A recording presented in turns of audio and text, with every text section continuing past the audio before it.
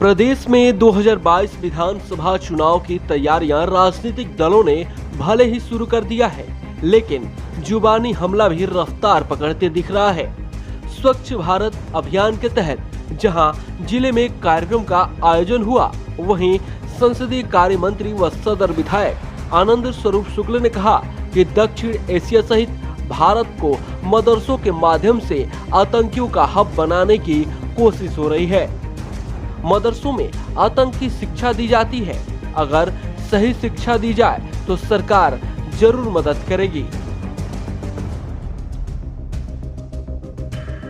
था कि मदरसों पर जो है उनको किसी भी तरह की सुविधा तभी दी जाएगी जब वह आतंकवाद से जुड़ी तालीम देना बंद करें। यह कहाँ तक सही है? निश्चित रूप से जो भी शैक्षणिक संस्थान है, मदरसा हो, जो भी विद्यालय हों, वो जो हमारी शिक्षा नीति है सरकार की, उसके अनुरूप जो चलेंगे उन्हें ही हम सरकारी सहायता देंगे।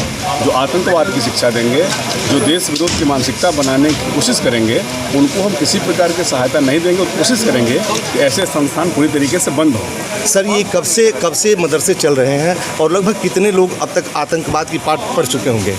ये आमतौर पर यह देखने को आता है कि जो भी ये बहावी मानसिकता है, ये इन्हीं मदरसों से निकल करके और जो कट्टरवाद फैल रहा है पूरे दुनिया का, यह विचार केवल यहाँ का नहीं है, जहाँ कहीं से भी वो सीख रहे हैं। आज आपने देखा अफगानिस्तान में, बांग्लादेश में, पाकिस्तान में, धीरे धीरे मलेशिया में, सिंगापुर में और श्रीलंका में भी यह जो IS का जो बहावी मानसिकता का है, कट्टरपंथ का है, उनकी एक पूरी कोशिश है कि दक्षिण एशिया के 200 करोड़ लोग हैं भारत को लेकर के, तो पूरी उनकी कोशिश है कि हम उसको पूरा एक इस्लामिक हब बनाएं। जो उनकी कोशिश कतई भी साकार होने वाली नहीं है जब से योगी और मोदी प्रदेश और देश में राज कर रहे हैं। इस प्रकार के मानसिकता वाले लोगों को, जो लोग धर्मांतरण कराने में लिप्त थे, जाकिर नाइक जैसे लोग, उन लोगों को देश के बाहर किया गया और जो भी षड्यंत्र उन लोगों के द्वारा चलाए जा रहे थे, उन पर कठोर कार्रवाई सरकार के द्वारा की जा रही है। ऐसे में सपा के कद्दावर नेता व पूर्व मंत्री सनातन पांडे ने कहा कि 18% मुस्लिम कहां जाएंगे। आदरणीय शुक्ला जी जिस कारखाने के प्रोडक्ट हैं, वहां यही पढ़ाया गया है। उनके अंदर क्षमता हो तो प्रमाणित करें कि मदरसों में आतंकवादी शिक्षा दी जाती है। एशिया सहित भारत को इस्लामिक हब बनाने की कोशिश हो रही है, ये और कोई नहीं बल्कि संसदीय कार्य मंत्री आनंद स्वरूप शुक्ला का कहना है। आप कहाँ तक सही मान रहे हैं? आदरणीय शुक्ला जी जिस कारखाने के प्रोडक्ट हैं, उसमें यही पढ़ाया गया उनको कि एक दूसरे धर्म के लोगों को जो अपनी शिक्षा की व्यवस्था गरीबी में भी रहता है, एक मदरसा के माध्यम से अपने बच्चों को शिक्षित करने का काम करते हैं, तो उनको वो आतंकियों का प्रशिक्षण केंद्र दिखाई दे रहा है। इसमें हमको लगता है कि वो जिस विद्यालय से पढ़े हैं, उस विद्यालय में उनको यही सिखाया गया है। इस पर मुझे कहने में कोई हिचक नहीं है कि विद्यालय, चाहे हमारा विद्यालय हो, चाहे सरकार का विद्यालय हो, चाहे द्वापर और त्रेता में जो हमारे गुरुकुल चलते थे वो हों, और मदरसा हो, ये सब शिक्षा का मंदिर है। पर तो हिंदू आप सीख से करेंगे कि क्या भारत के आकार को, भारत के सीने को, भारत के मानचित्र में भारत को छोटा करना चाहते हैं, बड़ा करना चाहते हैं?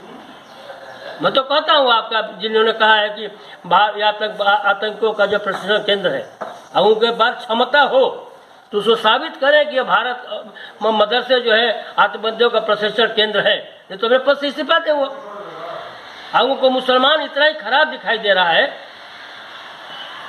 तो उनके मन में एक ही लालसा है साथियों कि भारत एक बंटवारा तय है।